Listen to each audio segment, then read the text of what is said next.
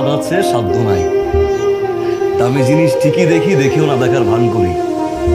আমি হাসি ভেবে, কাঁদিও ভেবে। কেন জানেন? আমি একজন মধ্যবিত্ত